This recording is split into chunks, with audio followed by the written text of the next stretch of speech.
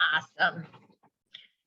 Thank you guys for joining us today. I'm really excited about today's meeting so that we can have some conversations about the Farmers Market Food Hub statewide, the efforts that we're doing. And today, actually, to get us kicked off, because we have so many new faces joining us, I would like to start by going around with introductions so that we can introduce, and it's just going to be brief, who you are and what location you are at and what your role is with that location. So if you're a hub manager or a market manager or a ship coordinator, or you're with the state, or if you're a board member, we just have you introducing that. So I'm going to start. I'm Sarah George. I am with Renewing the Countryside, and I am associated much closer to the Red Wing Farmers Market Food Hub. And I am going to go on my screen to my, I'm going to go, I'll call people out. So I'm going to start with Kathleen and move to Marlies. Hey, I'm Kathleen Rickus, and I am the Small Farms AmeriCorps Vista volunteer for the Southern Minnesota Initiatives Foundation, and working with Renewing the Countryside on this project. I'm Marlies Riffle. I manage the Virginia Farmers Market. Fantastic. And I'm going to say Nancy and followed by Sabri. Nancy Johnson, and I'm working with Beverly Doherty, who is a market manager in Wilmer, Minnesota. Hello, everybody. My name is Sabri Fair, and I'm the hub coordinator for the Mankato Hub. Fantastic. And I'm going to go Candace and Tina. Hello, I'm Candace Anderson, and I'm with Red River Harvest Cooperative and working with the Moorhead Farmers Market Hub Project. I'm Tina Moan. I'm the Wabasha County Ship Coordinator. And you said Wabasha, good. Okay, Christine and Megan. I'm Christine Jonas, and I'm working with the Virginia Farmers Market online hub. I'm Megan Russian, and I'm the Goodhue County Ship Coordinator. And Beverly and Jane. Beverly Doherty, good morning. And I'm working with the Wilmer Becker Market, which is going to be online this year. Hi, Jane Jewett with Minnesota Institute for Sustainable Agriculture at the University of Minnesota, and also involved with the Grand Rapids Market. All right, and Kate and Kathy. Hi, everyone. I'm Kate Siebold with the Minnesota Department of Agriculture, the Regional Marketing Specialist. Good morning, Kathy Zeman, Minnesota Farmers Market Association by Nurstrand. Thank you. How about Willowin and Laura? Hi, my name is Willowin Dowell. I'm with Grand Rapids Farmers Market.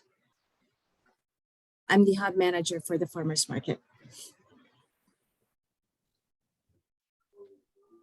I'm Laura Yankee. I am with the Wabasha Farmers Market as the market manager. Fantastic. How about Allison and Kristen? Good morning. My name is Allison Ryan. I am the aggregation manager in Aiken for the Aiken Farmers Market.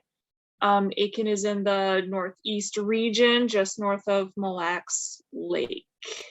I'm having trouble placing everyone's towns, so that's just a little reference for where I am. Thanks. Hi, my name is Kristen Friedrichs. I am the ship coordinator for Brown, Nicollet, Le Sueur, and Waseca counties, and we are in south central Minnesota. Thank you, Kristen and Allison. How about Jamie and Bjorn? Hi, I'm Jamie Gabler with Itasca County Public Health. So I am directly north of Aiken, and just learning more about the Grand Rapids Farmers Market Hub and be a little more active participant in connecting local growers with local buyers. Fantastic. Good morning. I am Bjorn Solberg. I'm with the Moorhead Farmers Market Hub project, specifically focusing on the wholesale or the farm to institution side of things. Awesome. And how about Amanda and Brian? Good morning, everyone. My internet keeps telling me it's unstable, so I'm going to probably keep my video off here, but I'm from Rochester, started something called the Village Agricultural Cooperative in 2019, and we are working with mostly BIPOC recent immigrant communities to grow more culturally appropriate food, and then also starting a market hub here to help sell that food within their communities and just all of southeastern Minnesota. Hi, everybody. I'm Brian Bloom. I'm the regional ship coordinator with Healthy Northland. That's the 7 counties in Northeast Minnesota. I'm helping to coordinate and support the efforts of the local counties participating in this region. Awesome. Awesome. So currently we have 9 food hubs located throughout the state that are doing the Farmers Market Food Hub project. And we're really, really excited to share. I sent out a teaser yesterday, but Kathleen has been working really, really, really hard. And I'm actually going to be kicking this over to Kathleen to share some of the things that she's been working on. And I think each of you are going to, I hope that you are each as wowed as I was when she was sharing this data with me that she has uncovered for each of you in your communities. So Kathleen, I'm going to kick it off to you. Okay, I have just a little presentation I put together for you, and I'll have some slides and different little links for you. We've got some spreadsheets and we've got some research. So how does this look? There we go. I've got the Minnesota Farmers Market Food Hubs market segments that we're presenting today. And I'm excited to share some market research with you. I've been aggregating the research contained in the community profile spreadsheet from Claritas also. That's a market research database, as well as from FM 360 researchers. And of course, each market is unique. And today you will gain valuable insights about your market and your target customers as we discuss market segments.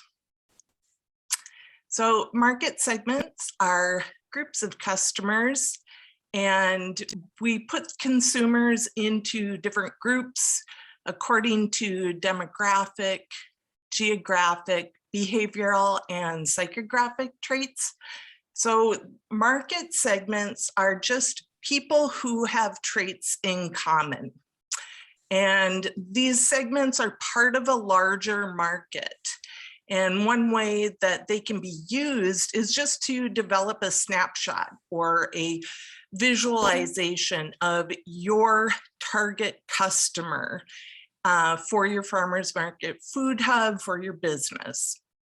So that the target customer is the specific group of people that the business is focusing on for either a particular product or for the brand itself.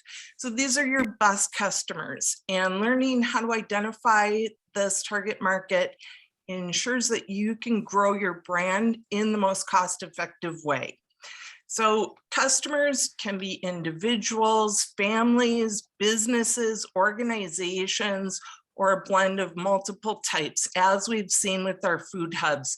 People are getting creative and marketing to different groups of people. So having a clear picture of your target customer will determine your marketing strategy and inform every aspect really of an overall business plan. So today, for the purpose of saving time, we'll focus on one market segment for each hub area. Got lots of slides for you that you can go through, and we can talk about those individually, but I think we'll just go through rather quickly talking about these market segments. And then as we discuss, you can think about what sorts of problems can you solve for the groups that we mentioned? What might they have in common with your target customers? How might they differ from your particular target market? So you are looking for maybe even differences and commonalities between the two segments. And you can use these segments to think about your target customer. And my sources again are the Claritas. That's a marketing database that measures like tens of thousands, about 10,000 different characteristics. And I've got information in the community profiles spreadsheet as well. That's your demographic data and a lot of different facts and figures, numbers, but FM 360 is also a project that's in the works that is a local Minnesota project. So moving into our first food hub, we see Mankato. And so that is in a nice area. It's south of the Twin Cities, obviously, and south of those bigger suburbs and things. So here we have a number of market segments that we can talk about, and they just give them these kind of cute little names, but they are just different groups of people who have traits in common. So we might see their different demographic statistics in common. We have a population in Mankato of 42,000, and Blue Earth County is actually the 14th largest county in Minnesota. And it is got about 90 people per square mile. So we're going to see this number vary a lot, this population density. And as you can imagine, it is, it is kind of an issue for different places that might have challenges with a smaller population in a rural area. But in Mankato, we have large school district and some colleges, there's grocery stores, and we're going to be working with Sabri on reaching out to some of these institutional buyers and some of the places that they can partner with in the community to do maybe even some donations and move some of the product that they have left over from market days and just establish those relationships. So Sabri and I will be, we can kind of go through and communicate and fill in that community profiles spreadsheet. And this is what it looks like. You guys can all take a look at your tabs, and there's different tabs here for different types of institutions. There's the links with all kinds of different demographic data that you can access. Really, you can go as deeply as you like into this research. And so what we're doing today is just kind of streamlining that for you. And in this market, we have some segments. You can see these segments are given little names, and they are divided by things like income. That's an easy one to notice, that these people have a similar income or a similar age. And the one that we're going to focus on in Mankato is going to be, it's called Pickup Patriarchs. So with the Pickup Patriarchs, we have a ex-urban state segment. And that is a area that is not suburban necessarily, but it is just outside of a suburban area. So a lower housing density than suburban, but kind of a smaller town with suburban tastes. And many members of the segment have kids who are out of the house and they use their free time to engage in home improvements, things like that. We're going to describe some of people's habits, what they're doing, where they're at in their lives, and then of course their income. And we have nice healthy income of these Pickup Patriarchs here, as well as like some specifics. Here are things that they do, their age ranges. And so if we think about that, maybe we can start to develop an idea of a target customer, or talk about the different things that might appeal to ex-urban people. There might be more willingness to try new things, different things, exotic things like mushrooms or packaged mushrooms.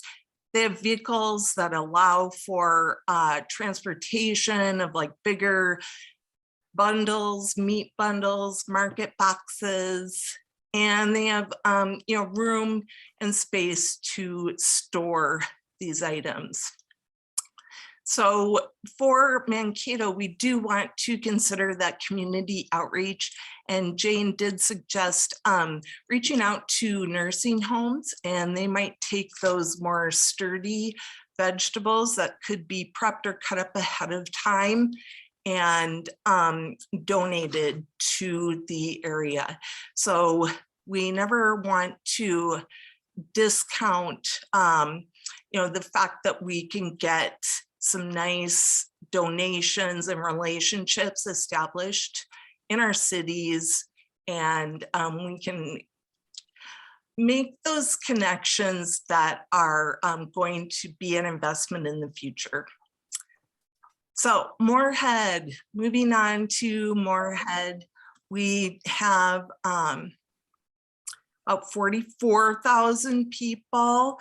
And we're up in Cass County. So this is, again, very northerly. We've got, we're right on the border here of North Dakota. So they're bordering Fargo and have a nice, challenging climate. As well as, I believe, being located in the Red River floodplain. And so there are some challenges here that we're going to talk about, more than just, where do we find our customers? So we're going to talk about those vendor issues and issues scaling up, but we do have a nice, healthy population density. And Moorhead is actually more populous than a lot of the towns surrounding it. So there's a unique opportunity there. With lots of schools, there's a lot of different nursing homes and some daycares as well. I know Moorhead's going to be reaching out to the schools for sure. And then we also talked about utilizing the small towns. Bjorn talked about reaching out to communities like Dilworth and Howley and some of the small towns around there to make those connections. So they have a lot of market segments here. And we have a kind of a diversity here in terms of ages. There's a new melting pot. market segment. These are ethnically diverse, they're younger families, singles. So some interesting market segments here and an interesting mix of people in Moorhead.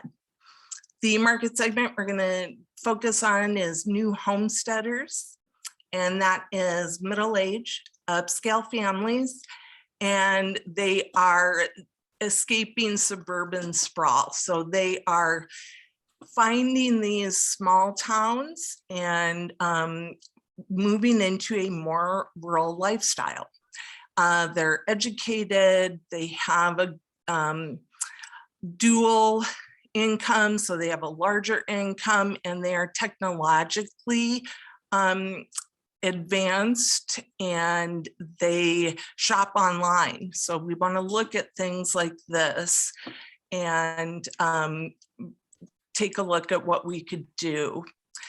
Clarita's 360 just gives us some kind of really generic information on a typical market customer. So we will, obviously continue to refine this. And we will talk about market data as being important to wholesale sales as well. And maybe some of these segments are more open to the more diverse or unusual, like turmeric, ginger. Maybe you've got some meat bundles that might appeal to some of these segments as well. And maybe there's some overlap. So these higher educated, the more higher income, sort of discerning taste people are also overlapping with the diverse people and the people who are maybe coming from other countries. One thing that was interesting in Moorhead and that I saw on the website was, this focus on root vegetables and potatoes, things that store, but then also things that, there might be room for different types of crops that might be familiar to different people, and getting some more culturally appropriate market boxes, things like that. So there might be considerations here for obviously online ordering and social media, and maybe partnerships with community gardens and things. There might be products that appeal to both the wholesale and the retail customers, like that market box barbecue market box. And you can start with, again, the customer, thinking about the customer and who you're going to be presenting your product to. Moorhead is also working on marketing, and you might start with the brand style sheet. This is the sneak preview of our vendor flyer, and we are going to be reaching out to vendors who can join the Food Hub and increase their sales with this opportunity. And so we've got this promotional piece that we're going to get out to the farmers markets, especially these places in the north. And we will get that out in print so that it's a flyer, and that's in the works, Discussing Red Wing, we have an established farmers market here. We have a 16,000 population, and we are 56 out of 87 counties in population density. The area itself is established and has a number of different opportunities for institutional relationships. There's a couple of zip codes that are studied here. And we have a market segment of several different types of people. And the one that we're going to focus on is called traditional times. So here we have an age range of about 65 plus, and that's one thing that I notice as a commonality just going through these slides right now is we have some older demographics in some of our towns. So this is a nearing or entering retirement, the empty nesters crowd. And as you can imagine, they might not be the most technologically oriented. So we might find these people at the coffee shop. We might find them having breakfast at the cafe.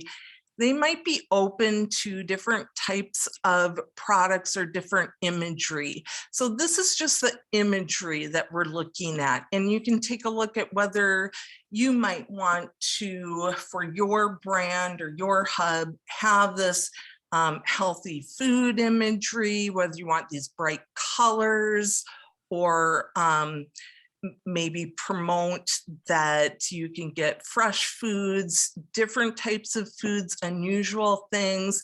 Might be a way that you want to go visually or aesthetically. So all of these images are just suggestions of the way that you want to appeal and communicate with your customers visually. And we do have a typical market profile here for Red Wing. We've got some different things to consider. Again, what is the imagery that's familiar with or appeals to your target audience? And in Wabasha, we are going to a more rural demographic. So I want to talk about Wabasha. The population is about 2,500, and we are getting a little bit less densely populated. We're more rural. Okay. And again, we've got this should be a link here, and you have your community profiles. You can go through and start to maybe take a look at some different opportunities, and then talk about those with your ship coordinators in breakout as well. And for the market segments, we do have a number of typical rural segments here. We've got some, not as much income.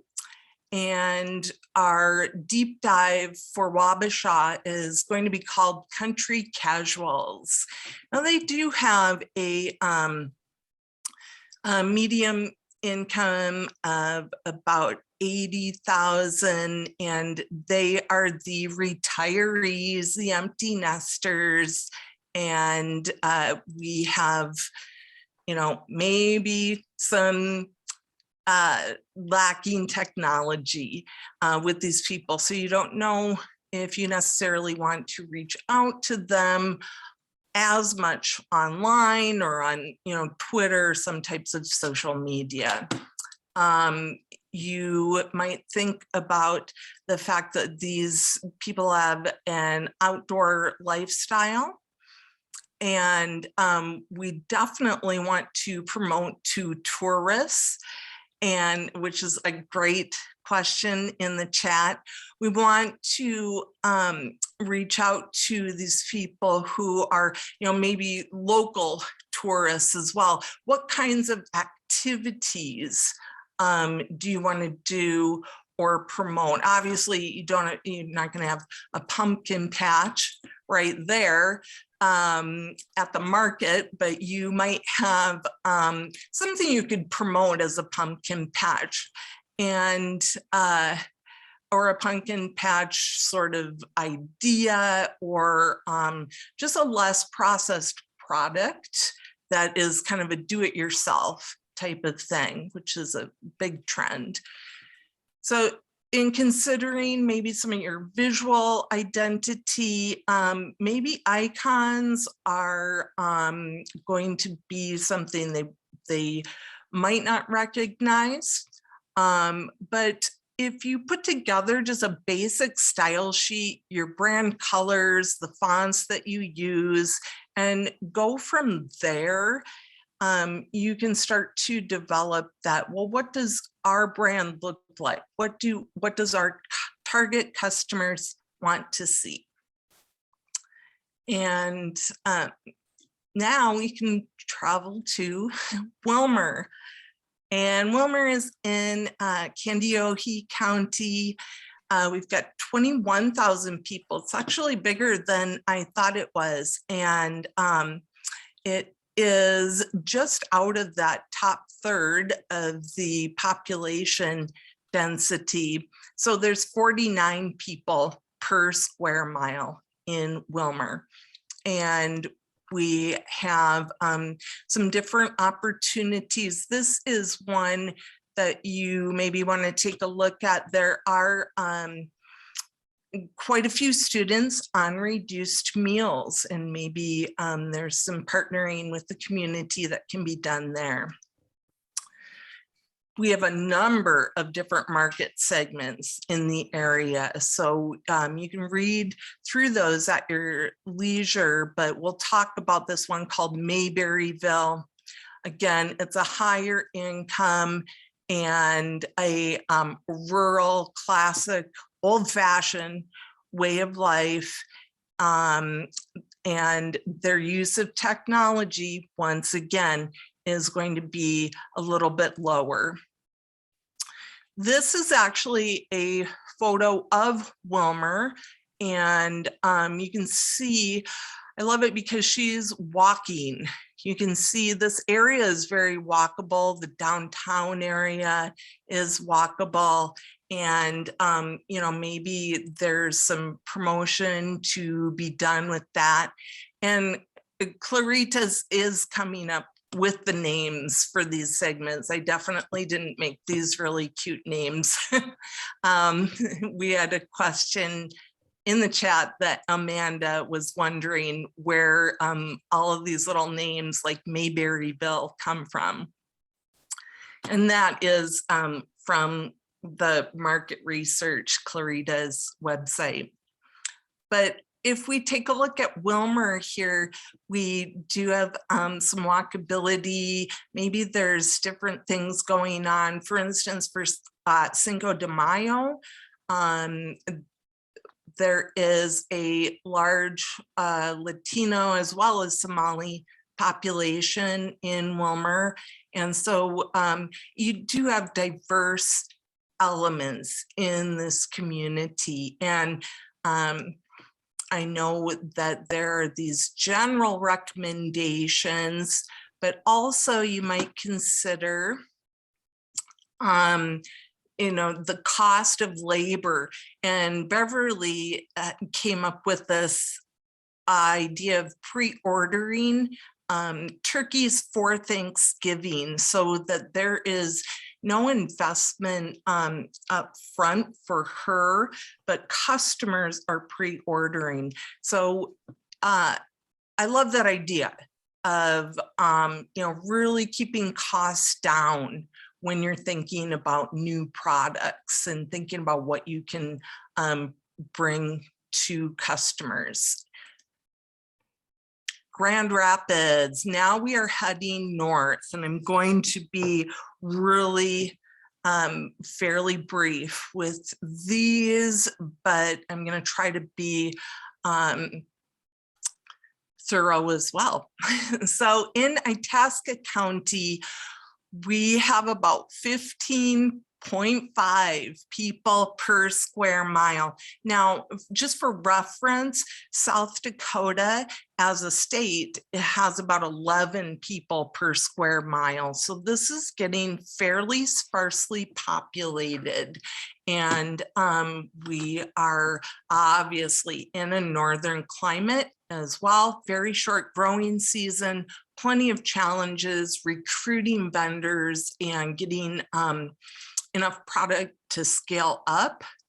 But these are all the things that we're working on. So you have a community profile spreadsheet as well. And we have about 3 different zip codes. And the market segments here are going to be rural and have a rural lifestyle. We've got Country Strong and Mayberryville. Again, we're seeing these, some of these appear multiple times or for different markets, the same segments appear. So we can, see that there's some consistency throughout the state. And for our deep dive here, we're going to do this Country Strong segment that is, it is, not an affluent segment, but it is a rural segment that is, embracing a family life, day-to-day life, and outdoor activities and like hunting and things. Maybe this is also a group that would respond to something like, maybe these are people who have grown up rural and maybe received some of their like their dairy or their meat products from the neighbors, things like that, that might be a different way to approach customers, and different lifestyles have different things that appeal to them. So we want to appeal to target customers. I think of Country Strong as being like a hashtag or something on Instagram. Maybe you're reaching out to some of these families for volunteers, or reaching out to the schools, and then thinking about what types of meals and food products appeal to these type of customers. And tacos are a huge thing. Maybe there's some kind of taco bundle or something that you could do with some cilantro and things like that. Maybe you could reach out to and partner with like an area high school. I was thinking of a drone club and get some drone footage of the market. Because if you notice, a lot of these market segments, what they do have in common is that they are outdoor focused. Outdoor activities have been mentioned a lot, so that's commonality that we see. And so you want to play up that fact and reach out to those traditional Midwesterners who do have a outdoor lifestyle. Willa Lynn liked the idea one time of those meat bundles, the Busy Day Barbecue meat bundle. Maybe you've got those all together. And then Grand Rapids, of course, having those meat bundle packages. Salsa sides, maybe there's something, again, that you can sort of create a little salsa side or pico side or something. And then figuring out where to advertise, or just brainstorming where to advertise, where to get volunteers, where to get some volunteer or free work done for your market. Now we've got Virginia and several market segments. Virginia is another very northerly place, the Iron Range, and it's St. Louis County. Again, we're getting fairly sparsely populated, but there is some different opportunities for that partnering. And again, we're going to be talking with our ship coordinators about those. The market segments here, again, other have appeared other places. And one interesting one for Virginia area is called Big Sky Families. That is a little bit higher income and upscale family who is kind of a middle-aged, and by that I mean like maybe late 30s to 60. Middle age seems to go a little bit younger with this market research, with this database I noticed. But these are your people who are, they're shopping at Cabela's or going to the high school sports events.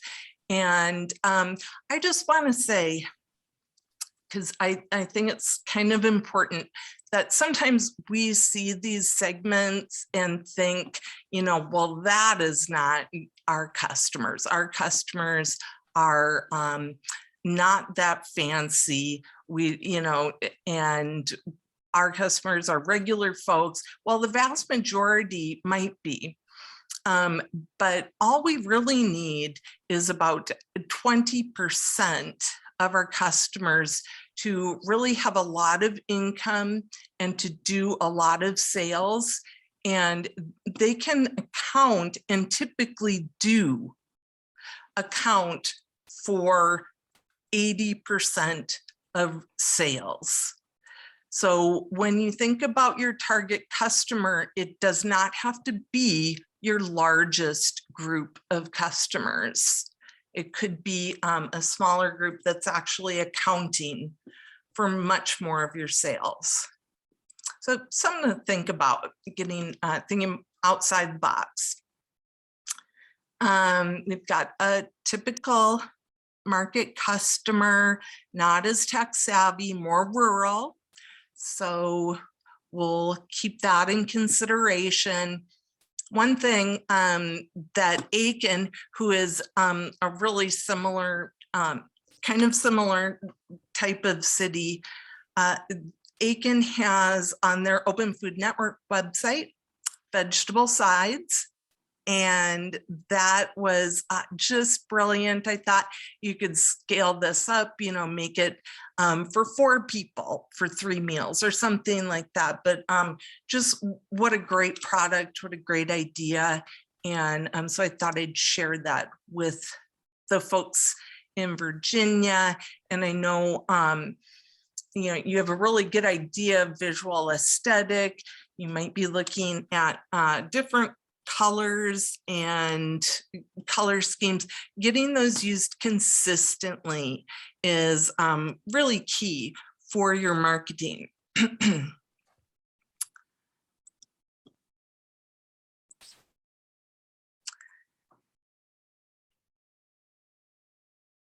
We will get to Rochester now, the Village Agricultural Cooperative, and we have tons of market segments in Rochester, but I also wanted to talk about the Village as its own entity, as its own thing.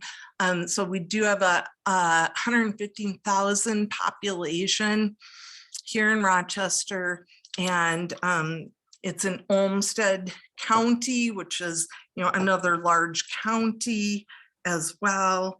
And we have a community profile spreadsheet for you, for Amanda as well. And she was kind enough to sit down with us and just talk about what they are doing with the agricultural cooperative there, and it's so interesting. So basically, the community is the customer there, and the agricultural cooperative is founded as a nonprofit and built around the needs of the community. So for food sovereignty, environmental justice, community integration, practice of regenerative agriculture, and access to locally sourced foods. So there is a bit of a different approach. Again, Amanda was talking about her producers growing culturally appropriate foods and then scaling those up to share with their community and also with the greater Minnesota area. So I had to put a plug in for their open house, and that's going to be May 19th. And hope everyone can go to that. We are going to be getting Amanda in contact with different people who can help out down there, and we'll be doing the same. So I think this is kind of a nice transition to what we've got talking about our ship coordinators and all of the opportunity that we can discover in the communities and on the different partnerships that can be made. So without further ado, I think maybe I should just get this back over to Sarah and stop my share. Awesome. Thank you, Kathleen, for all of that information.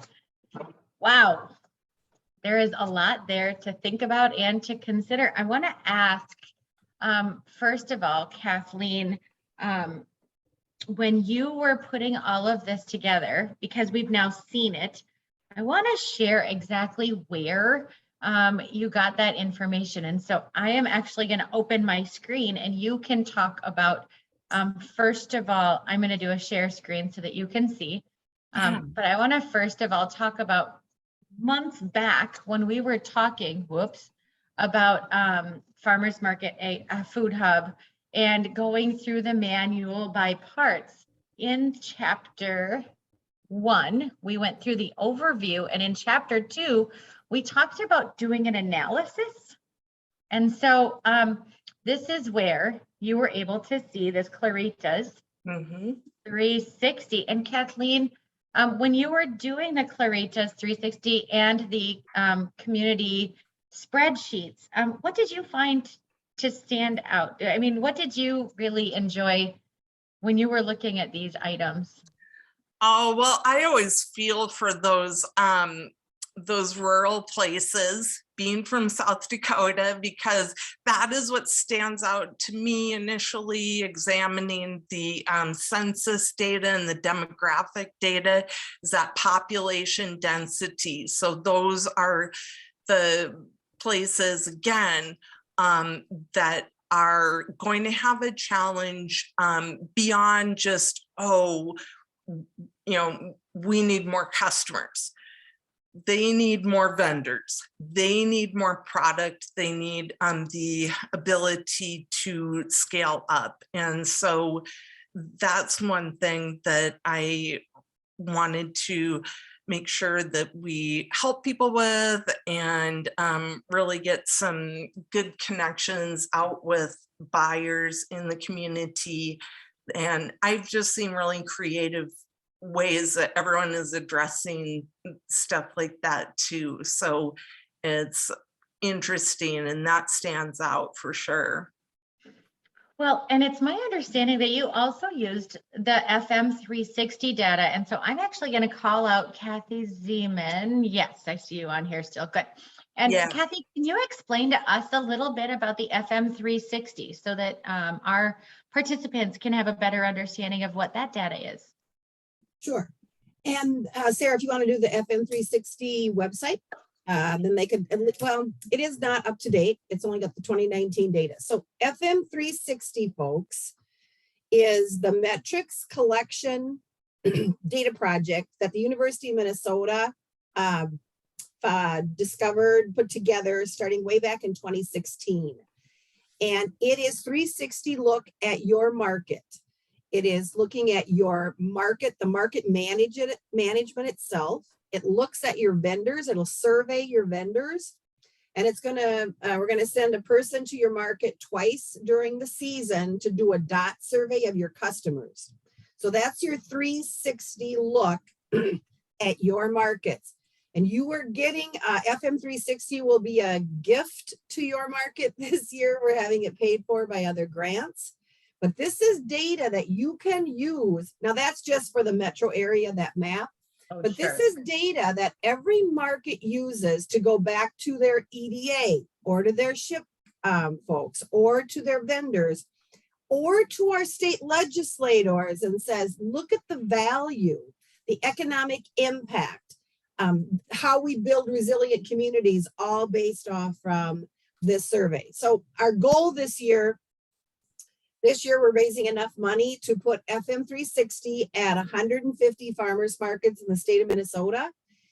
Just about half. It's not quite half of all of our markets, but it's this kind of essential information that we will need to build public policy to bring in public investment to our local food sheds. And sometimes that'll be farmers markets. Sometimes that'll be our direct marketing farmers, your vendors, but that's all of the data. We piloted it in 18 counties in Southeast Minnesota this past year. Maeve Malozzi Kelly is our Vista, and she got 18 markets ready to go. And so we've got current data from last year just on Southeast Minnesota. It is the kind of data that we will need in order to build out good community support for all of your markets. And it'll give you market managers and you hub managers so much more information. So it'll be FM 360 is a gift to you. You just have to nod your heads and say, yes, please show up at our market and help us do this. So a person will visit your market and do the dot survey twice during the year for the consumers, sign up your vendors so that your vendors do their survey. And then the survey will also go to you as a market manager. Yes, Marlise, you will have access to your market specific slides for yours. Absolutely. And you'll also get the big picture and then just yours.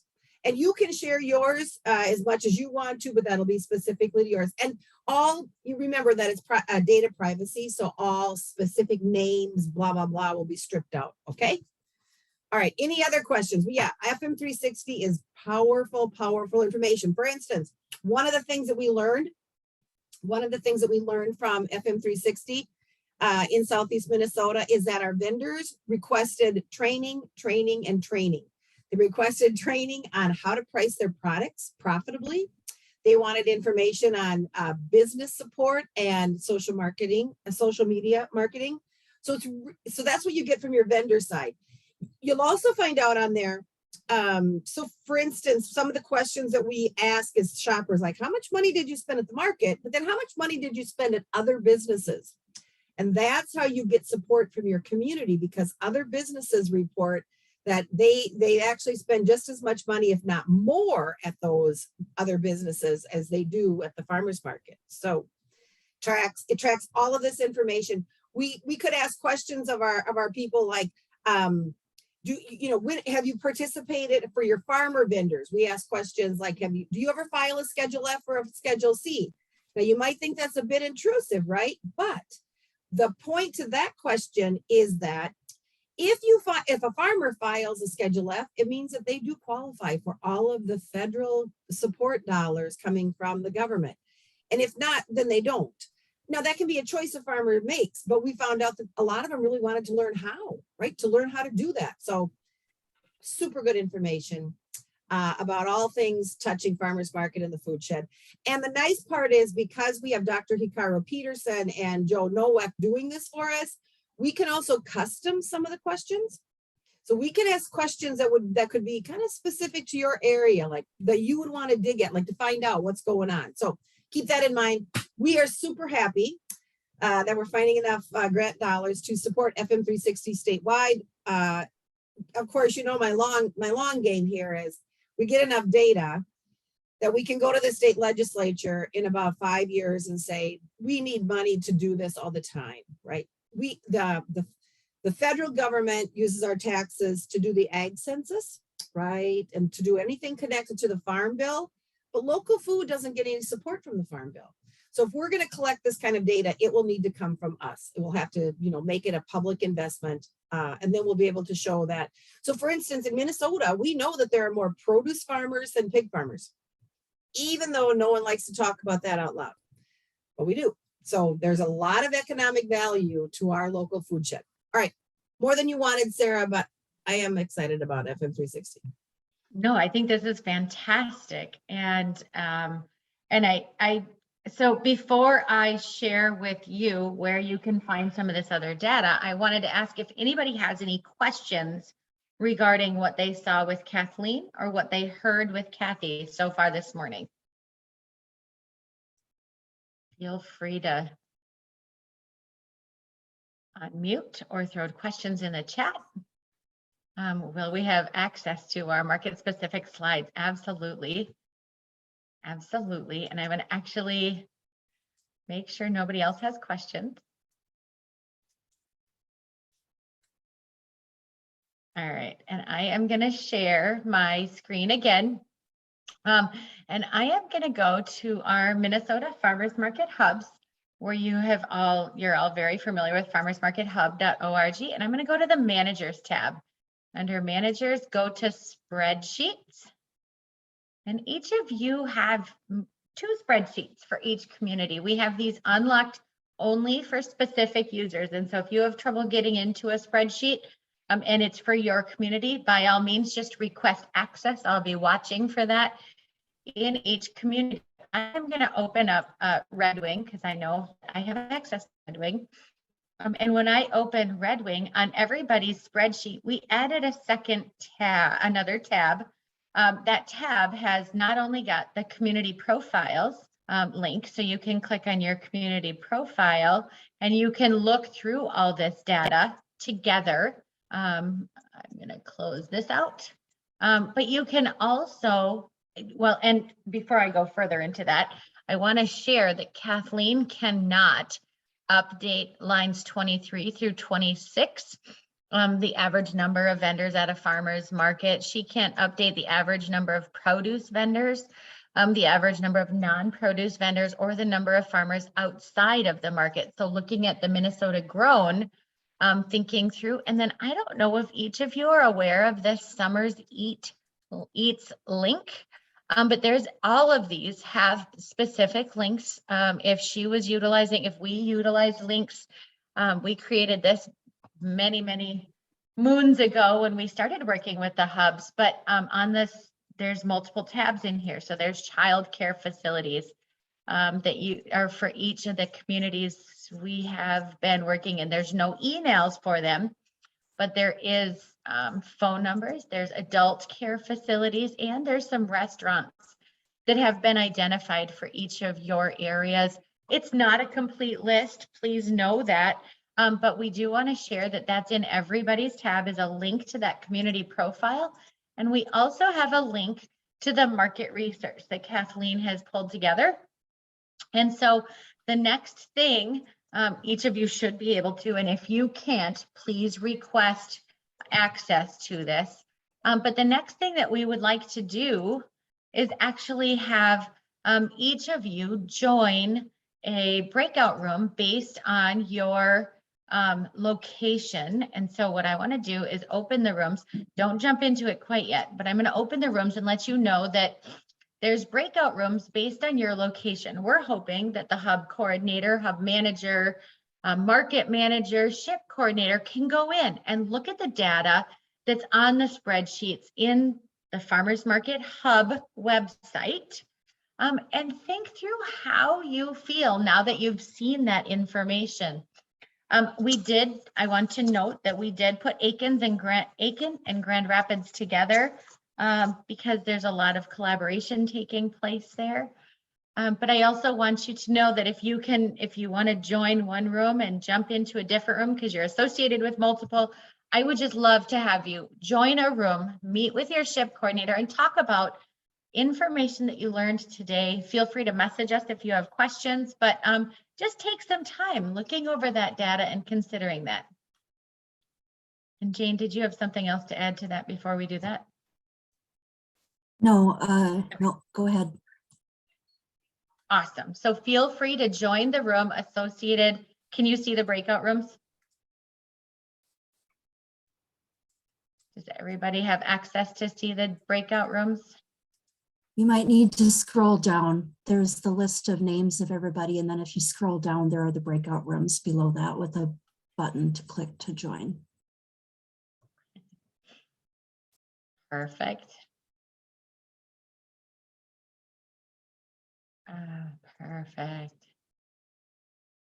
I'm trying to get, if you need help or if you need to be assigned to a specific room, just let us know. And Kate and Mallory, if you want to join any one of the rooms, feel free.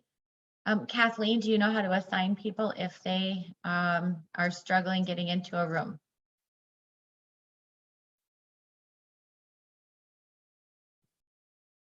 If you click on the breakout rooms on the bottom, I'm going to assign Carenza. Carenza is with, okay, she moved in. Good. I'm going to jump into Red Wing because she's in there alone. You're okay, Kathleen? You can let Kate go to anyone. And I'm thinking, and Kate, you don't have to go into one, but you can. Yeah, I was just gonna say, I have to hop off to get ready for another meeting. So this seems like a natural thing, but this was fascinating. So thank you. And Kathleen, do you want to show Kate on our website where that new spreadsheet is to record matching hours and times? That would be fantastic. Do you know where that is under spreadsheets? Is it on that same spot where you were just showing the other Yes, resources? it's on the very top. Yep, Okay. and that's going to be the next thing we work on. Okay, perfect. Awesome. I'll take a look. Thanks. Okay, thanks.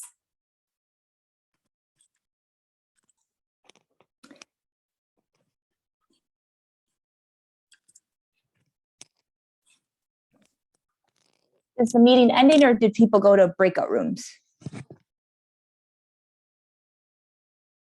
Okay. I don't know. I was gonna say, sorry, I had a staff meeting this morning. So I was trying to join with Sabri Fair. So I guess whatever breakout room he might be in. Okay, let's see.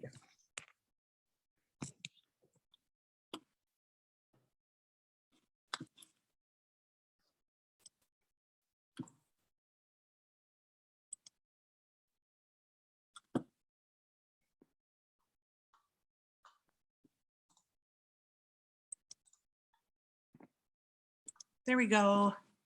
Perfect. Thank you so much, Kathleen. Yeah.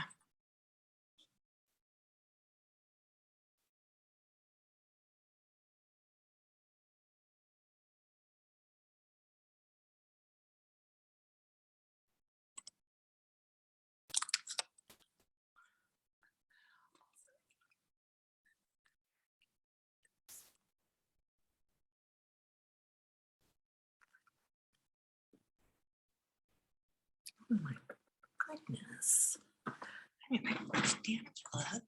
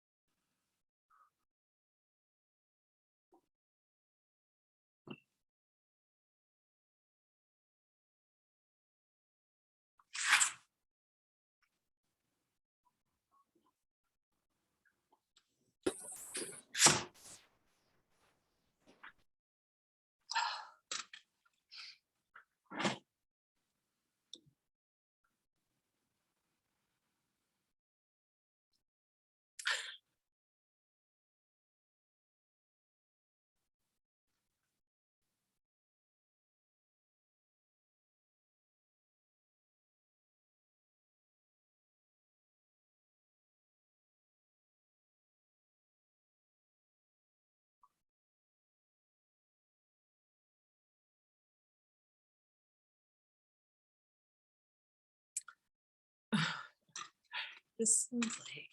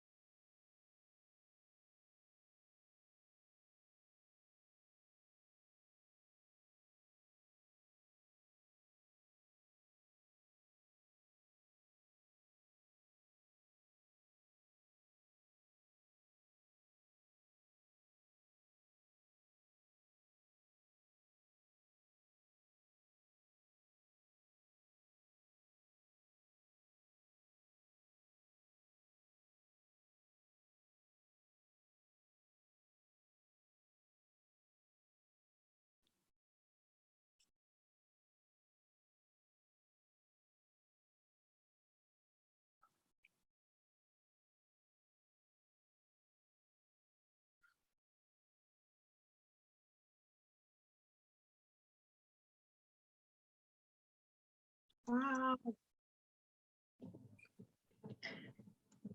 All right. Well, thank you guys. That was so much fun going into the breakout room.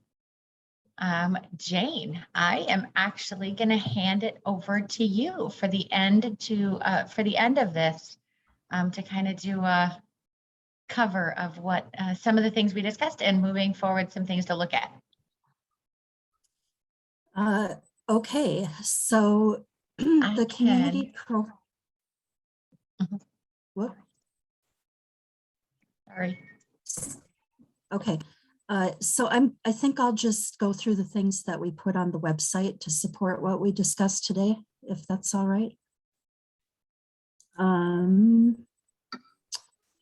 So let me get that website back up. Sorry, we were looking at some links in the breakout room, so I lost my things. And I apologize that you guys couldn't do screen share in the breakout rooms. I'll try and find that setting next time so that everybody can do screen shares in their breakout rooms. And I was asked the question, Jane, of how to find that spreadsheet that we pulled up, that I pulled up too. So if you want to show the spreadsheet as well. Yep, I will show you the things that we did on the website because we made some changes in preparation for today. So if you want to get a link to that community profile information, we're going to spreadsheets under for managers. And this is where all your spreadsheets are. And then in the project tracking spreadsheet, which has about 150 tabs that Sarah has added to it. But if you go to it's the references tab, right, Sarah? Yes. Second from the left, references tab. There you can link to that community profile spreadsheet and see all of it. And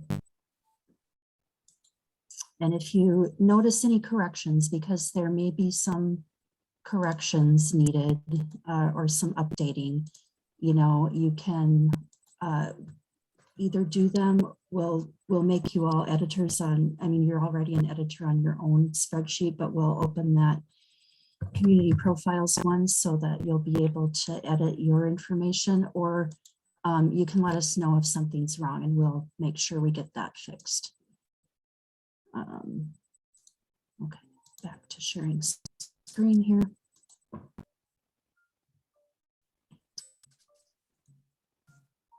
So back to spreadsheets, down to Grand Rapids, project tracking, that reference tab.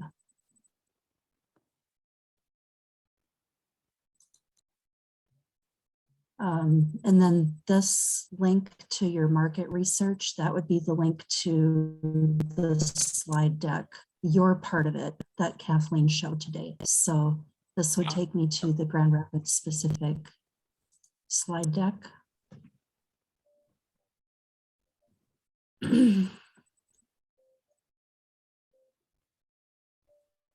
And there are the slides that she showed that were part of the big presentation today, but you've got them for each of your markets.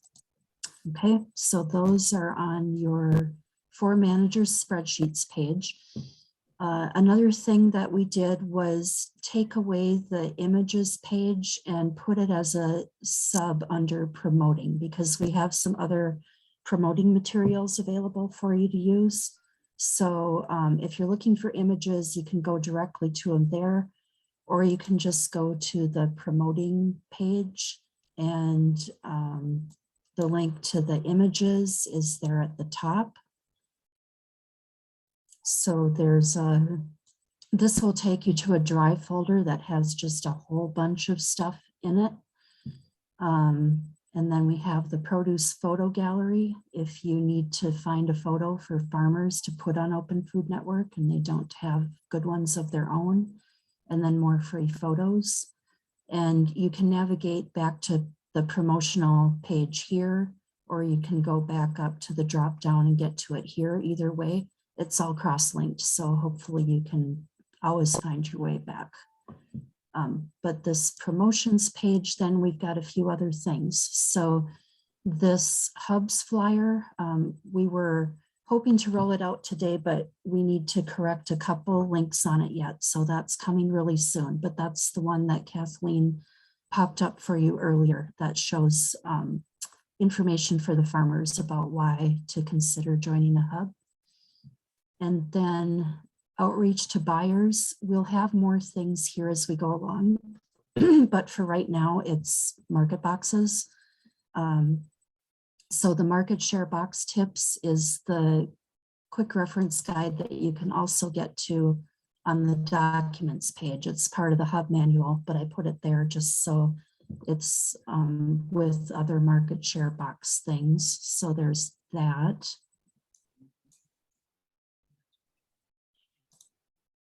And then this also links to a drive folder that has a whole bunch of mostly Sarah's examples from Wabasha. So if you need a newsletter to stick in your market share boxes and you don't know how to create one, or you don't have time, go steal one of Sarah's. They're all here. There are many of them.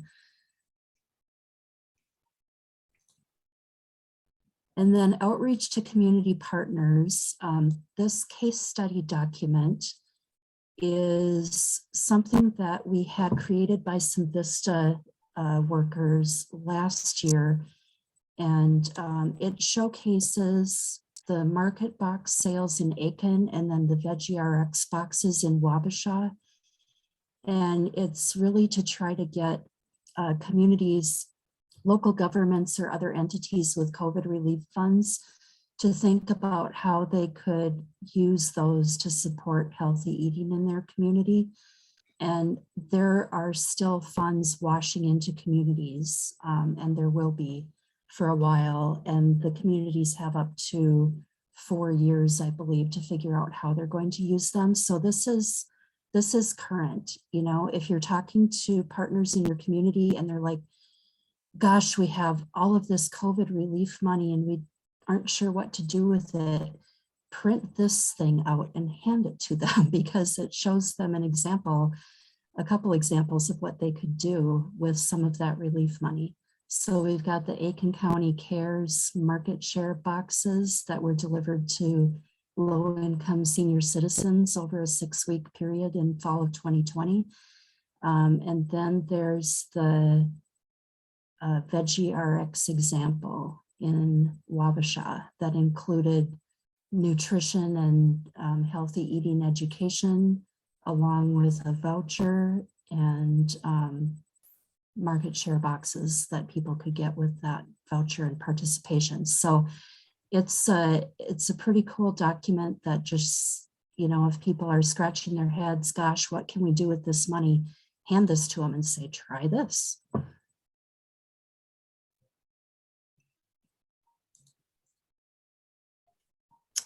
And then Veggie RX, again, we'll have some more things coming in here before too long.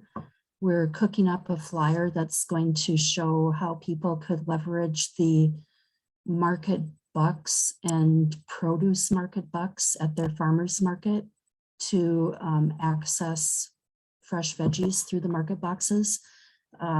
We don't quite have that ready to go yet, but if Veggie RX is something you're looking at in your community, here are a couple of resources. There's actually a little cookbook that the participants in that Veggie RX program in Wabasha put together. They submitted recipes for it to show easy ways to use the veggies that they were getting. So we've got some stuff that sounds really good. Red bell pepper sauce, sauteed zucchini with basil and tomatoes, you know, so those fresh Minnesota-based garden veggie recipes, because a lot of the farmers market cookbooks that you see are coming out of California, where they've got dates and avocados and artichokes and things that we don't grow so much in Minnesota. So these are Minnesota vegetable recipes. Pretty cool. Okay, so I think that covers the things that I added for managers. So again, go to for managers, this promoting page, and you can either go directly to images on the navigation, or once you get to the promoting page, you can go to images from there and find lots and lots of resources. So if you're ever needing to put together a flyer quickly, if you need a picture, we've got them for you. And then on this What We Learned page, that's where we put things that are ready for public view.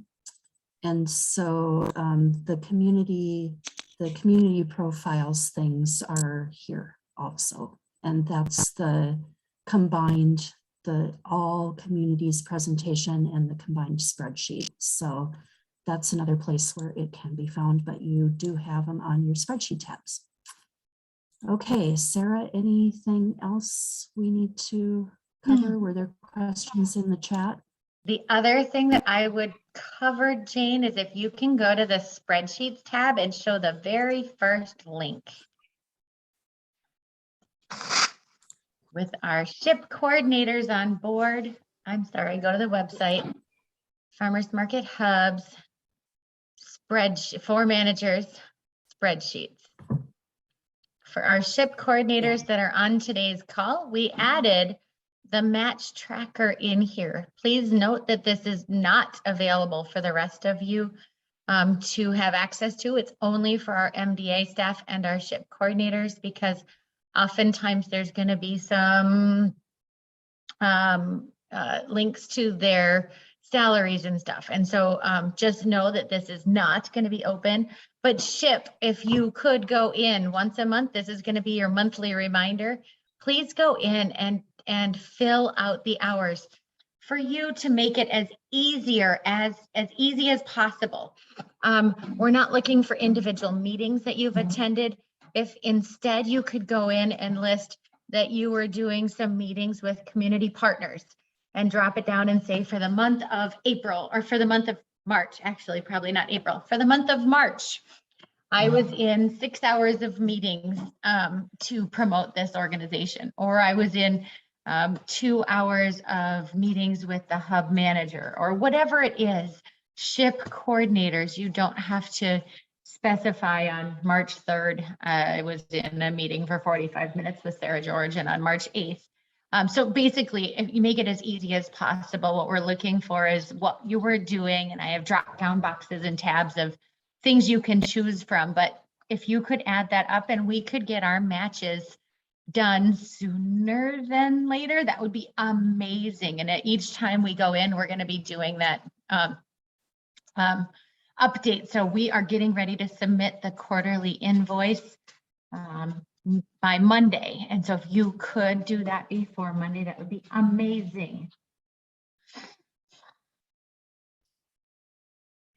Okay. MDA, Yeah. there's also something in there for MDA. Sorry about that, Jane. I apologize. But MDA, if MDA is on the call, there's info in there for MDA as well. Yeah, very good.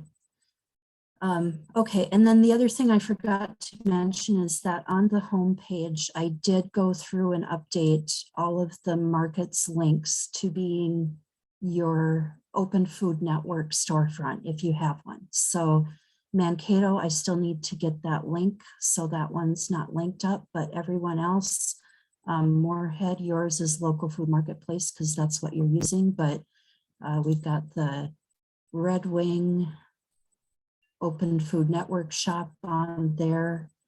You know, so if you want to check those links and make absolutely sure I got it right, but I did check them this morning, they should be right. And then that's just another reminder to please go into your Facebook page and make sure that you've got that cross-linked over to your Open Food Network store. And if you have a website for the market, make sure that's cross-linked in with your Facebook page and your Open Food Network store.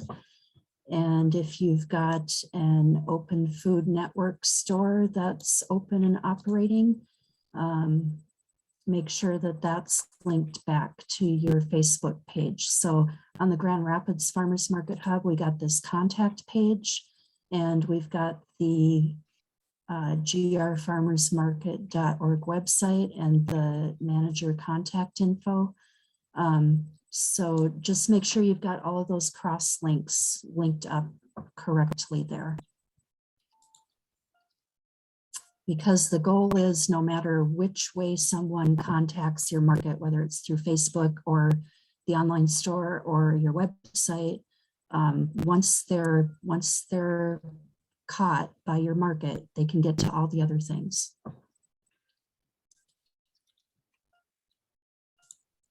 Okay, Sarah, I'm done.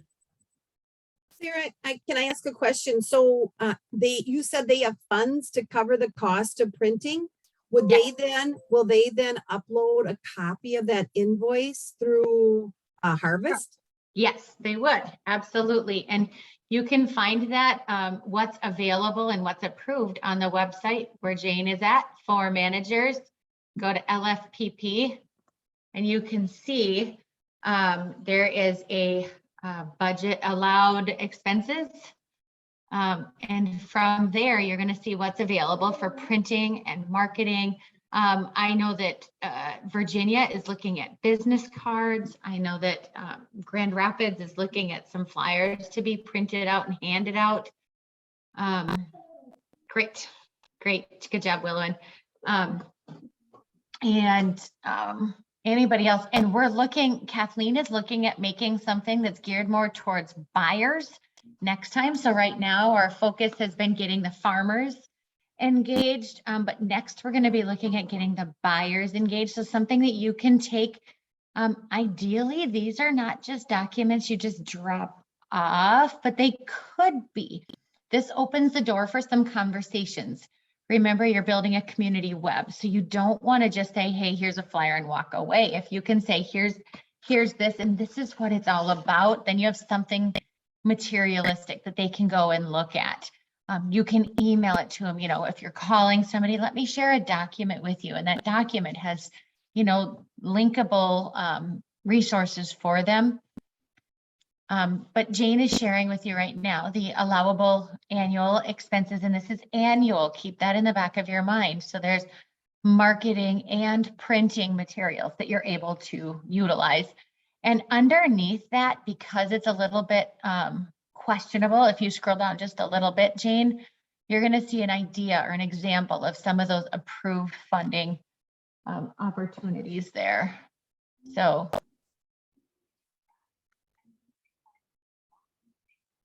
Nancy, did you have a question on that?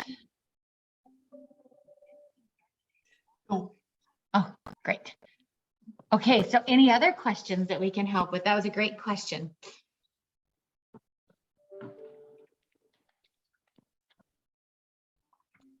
We are here to help in any way. So if you guys think after attending this meeting, if you go home and you're like, oh, I should have asked this or asked that, feel free to reach out to us.